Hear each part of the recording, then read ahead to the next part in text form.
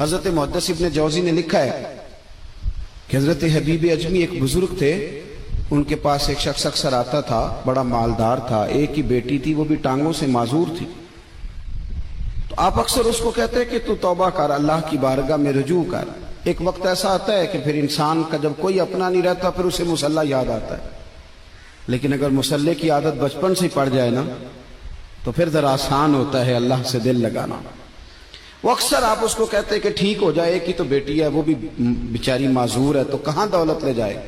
آج کرتا ہوں، ہم تاریخیں دیتے رہتے ہیں نا اللہ تعالیٰ کو معاذ اللہ کہ رمضان سے میں نے نیک ہو جانا ہے، عمرہ کر کے آؤں گا تو پھر میں پکا نمازی ہوں۔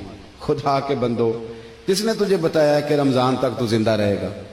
کس نے خبر کی کہ عمرہ کرنے تک تو بچے گا؟ حضرت حبیب اجمی اس کو کہتے تو کہتا بڑی جلدی ٹھیک ہو جاؤں گا۔ ایک دن سویرے سویرے توبہ کرنے آ گیا۔ آپ نے فرمایا کیا ہوا؟ تو کہنے لگا حضرت جی کل ایک 15 سال کا نوجوان ملا ہے اور مجھے توبہ کرا گیا۔ مزہ ہی اس عمر میں اللہ اللہ کرنے کا۔ نبی کریم سے محبت بھی کرنی ہو تو یہی عمر ہے۔ عشق لگا سی کھیڈاں کھیڈ دینوں تے پھر مینوں کھیڈاں بھول بھول گئیاں، کجل پایا سی میں یار دے ویکھنے نوں، پھر او دی یاد وچ روندیاں ہی ڈل گئیاں۔ حیدر شاہ اس گلی کدے نہ رولدی پر ہن تے رول گئیاں۔ جن لوگوں نے ابو جہل کو قتل کیا تھا ان کی عمریں بھی 15 سال تھی۔ ہم تو بڑے ہی نہیں نہ ہوتے ساری زندگی، نہ ہمیں کو بڑا ہونے دیتا ہے، ہم بڑے ہی نہیں ہوتے، یہی تو عمر ہے کچھ کر گزرنے کی۔